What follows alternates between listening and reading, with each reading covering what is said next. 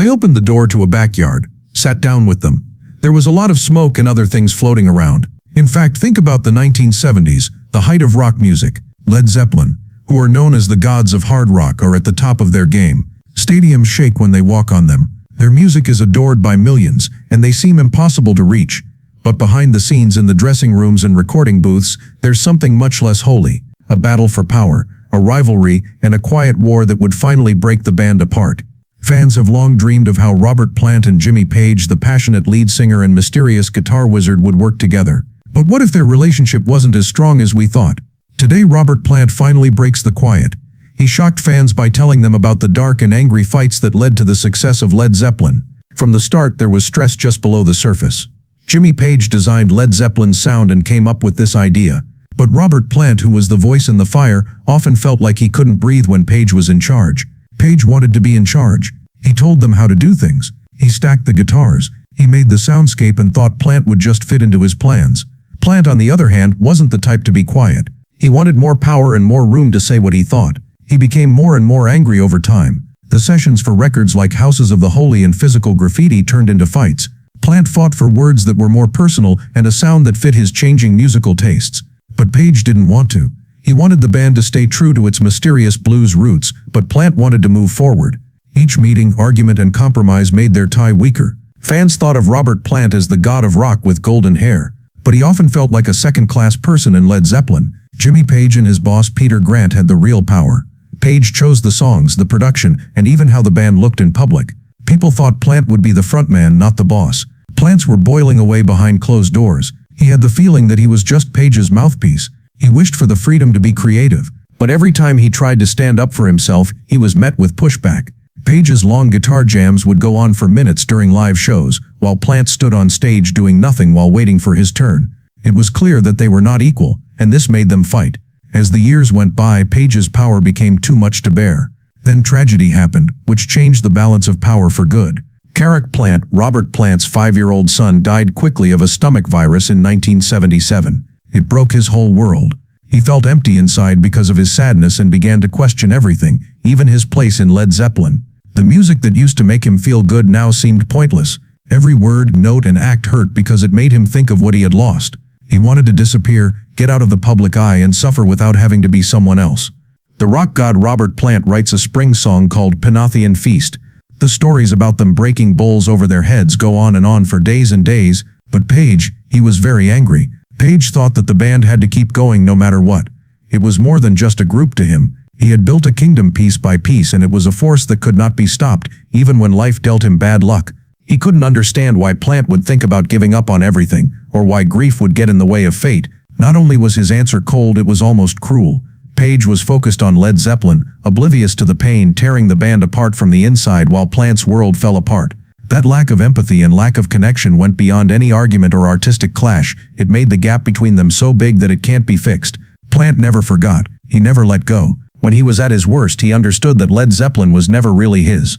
Page had owned it all along. Now that he was sad, it was clear that he was just a pawn in Page's never-ending quest for musical fame. The dislike, anger, and the sense of being stuck in something he didn't love grew stronger. He didn't just want to walk away for the first time. He was ready to destroy everything.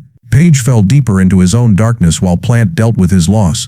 This man used to be in charge of every note and second of Led Zeppelin's music, but now he was losing it. It was clear that he was hooked on heroin, which was affecting his shows, his behavior, and his control over the band. It got too painful to go to rehearsals. Page was a guitar god some nights, able to make sound magical with ease. Some nights he was like a ghost, so tired and high that he could hardly stand. What kind of Page the band would get was always a surprise. Fans who used to be amazed by how smart he was now talked about how he was getting worse. The energy that used to fill arenas was flickering and dimming because of his drug use. But his drug use wasn't the only thing that made him dislike her. Page's well-known interest in the supernatural grew into something more than a hobby. It became a big deal. In the late 1970s, he became more involved with the dark arts. He surrounded himself with strange books, symbols, and practices that made people nervous. He had already bought Aleister Crowley's famous Bolkin house, which was full of dark history and where reports spread that Page was performing strange rituals. Black magic and dark energy were whispering around him all the time. Some co-workers thought it was just for show, but others weren't so sure. Plant, who had always been more pious, was getting more and more upset by Page's obsession. It was getting too hard for Page to breathe in the creepy air around her.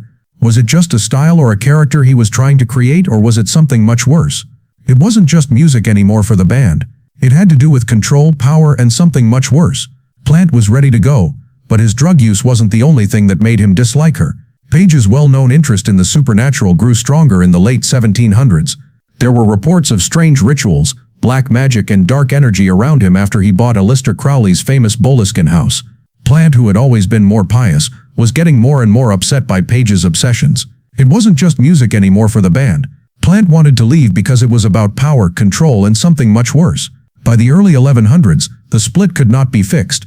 Led Zeppelin broke up after drummer John Bonham died in 1980, but it wasn't a clean break. Page was determined to keep the dream alive and wanted to find a way to bring the band back to life. For Plant, though, the dream had already changed into a bad dream.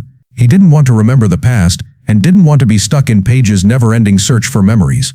Page held on to the idea of Led Zeppelin getting back together for years. He tried over and over to get back to his old glory, bring back the legend, and show that the magic wasn't gone. He reached out, suggested comeback tours, and made hints at a return that never happened. Plant said no, though. He was tired. They were sick of being overshadowed and the chaos that came with Page. They were sick of the never-ending loop of too much, too little, and dysfunction.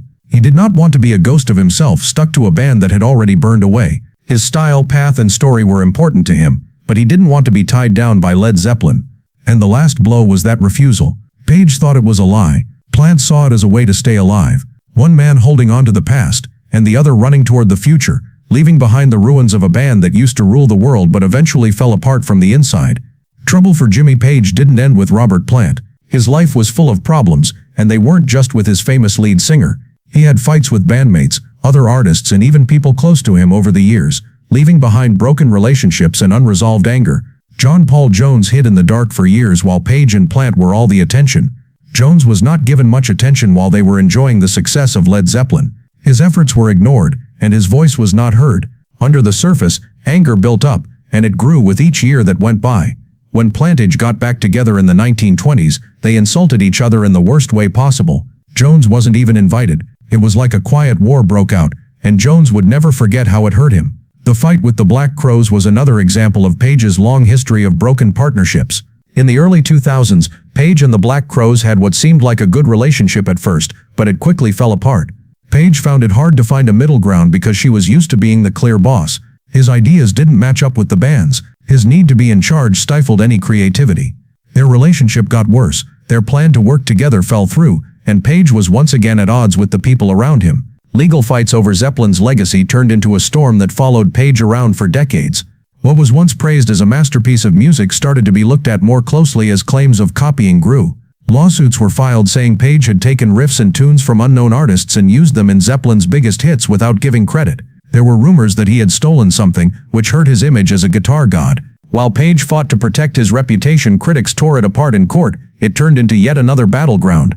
Family problems and being alone may have been Page's worst fears. The rest of the world saw him as a rock star, but his closest friends and family saw a man who was becoming more and more alone. His need for privacy built walls that not even his family could get through. Connections and relationships broke down, and his addiction made him feel even more alone. He used to be in charge of thousands of people, but in his personal life, he was by himself, not at all like the man who used to rule the stage. Led Zeppelin is still one of the best rock bands of all time, but the wounds from its fights within have never fully healed. Robert Plant and Jimmy Page may be nice to each other in public, but the old scars are still there. Plant saw Led Zeppelin as a part of his life. It was a wonderful, crazy, and painful part. Page saw it as his whole self, and he has never been able to fully get over it. The world thinks of them as legends, but behind the scenes, they're just two guys who will always be connected by music, conflict, and a past that won't go away. With Plant's words now out there, the truth about their troubled past is more clear than